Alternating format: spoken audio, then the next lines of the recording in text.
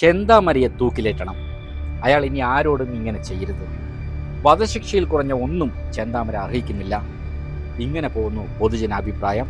ഒരു കുടുംബത്തിലെ 3 പേരെ കൊന്ന ചെന്താമര ആദ്യ കേസിൽ ഇരട്ട ജീവപര്യന്തം ശിക്ഷ അനുഭവിക്കുമ്പോൾ മറ്റ് 2 പേരെ കൊന്ന കേസിലാണ് ഇനി വിധി വരാനുള്ളത്.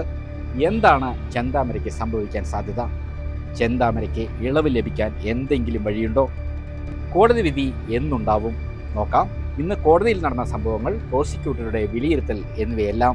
നെന്മാറ ഇരട്ടക്കൊലപാതക കേസിൽ പ്രതി ചെന്താമരയ്ക്കെതിരെ വിധി പറയുന്നതിന് മുൻപ് അയാളെക്കുറിച്ചുള്ള മെറ്റിഗേഷൻ റിപ്പോർട്ട് ഹാജരാക്കാൻ കോടതി ഇന്ന് ആവശ്യപ്പെട്ടു. ഇതോടെ കേസിൽ വിധി നാളെ ഉണ്ടാവില്ല എന്ന് ഉറപ്പാവുകയാണ്. പ്രതിയെ നാളെ കോടതിയിൽ ഹാജരാക്കേണ്ടതില്ല എന്നും വീഡിയോ കോൺഫറൻസിലൂടെ എത്തിച്ചാൽ മതിയെന്നും കോടതി നിർദ്ദേശിച്ചിട്ടുമുണ്ട്. ഇതോടെ വിധി നാളെ ഉണ്ടാവില്ല എന്ന് തന്നെയാണ് മനസ്സിലാവുന്നതെന്ന് പ്രോസിക്യൂട്ടർ MJ വിജയകുമാറും പറഞ്ഞു. മിറ്റിഗേറ്റിംഗ് റിപ്പോർട്ടും അതിൻ്റെ ഇൻവെസ്റ്റിഗേഷൻ റിപ്പോർട്ട് DLS എന്ന് ആവശ്യപ്പെട്ടിട്ടുണ്ട് കോടതി. അതിൻ്റെ റിപ്പോർട്ടിന് വേണ്ടിയിട്ടാണ് നാളെ വിളിച്ചത്. അതിപ്പോൾ പറയാൻ പറ്റില്ല. നാളെ ആ റിപ്പോർട്ടിന് ഒരു സമയം ഹിയറിംഗ് ഉണ്ടാവാം. അത് ഹിയറിംഗ് കഴിഞ്ഞിട്ടാണ് വിധി പറയാൻ വേണ്ടി ഉദ്ദേശിക്കുന്നത്. ചെയ്ത കുറ്റകൃത്യങ്ങളിൽ യാതൊരു മനസാക്ഷി കുത്തുമില്ലാത്ത പ്രതിക്ക് വധശിക്ഷ തന്നെ നൽകണമെന്നാണ് പ്രോസിക്യൂഷൻ വാദിച്ചത്.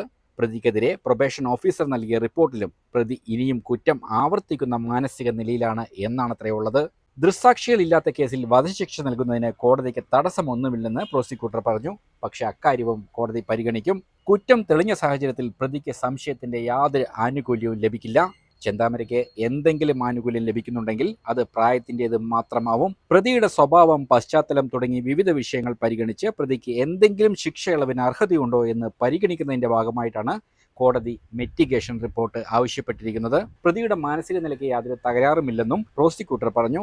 കോടതി നടപടികൾക്ക് ശേഷം ജയിലിലേക്ക് മാറ്റിയ ചെന്താമരയെ മാധ്യമങ്ങൾ വളഞ്ഞെങ്കിലും ഒന്നും പ്രതികരിക്കാൻ ഇന്ന് ചെന്താമര തയ്യാറായിട്ടില്ല. നമ്മൾ പ്രോസിക്യൂഷൻ്റെ ഭാഗത്ത് നിന്ന് അത് ഡെത്ത് പെനൽറ്റി തന്നെ കൊടുക്കണം. അയാൾ ഒരു റിഗാർഡ്സ് ഇല്ലാത്ത മനുഷ്യനാണ്. മിറ്റിഗേറ്റിംഗ് സർക്കംസ്റ്റൻസസ് ആബ്സെൻ്റ് ആണ്. അഗ്രിവേറ്റഡ് സർക്കംസ്റ്റൻസസ് എല്ലാം ഉണ്ട്. അയാൾ ഇനിയും ചെയ്യും എന്നാണ് പ്രൊബേഷൻ ഓഫീസറുടെ റിപ്പോർട്ട്. അപ്പോൾ എന്തായാലും നാളെ വിധി വരാൻ സാധ്യത വളരെ കമ്മിയാണ്. ഉണ്ടാവില്ല. കാരണം അയാളെ കൊണ്ടുവരണ്ടെന്നാണ് പറഞ്ഞിരിക്കുന്നത്. മറ്റേ VD മോഹൻദാസ് ഹാജരാക്കിയാൽ മതി എന്നാണ് പറഞ്ഞത്. എൻ്റെ അർത്ഥം നാളെ വിധി പറയില്ല എന്നാണ്. അയാൾ ഒരു പ്രായം മാത്രമേ അയാൾക്ക് ഒരു ആനുകൂല്യമായിട്ടുള്ളൂ. അതല്ലാതെ ബാക്കി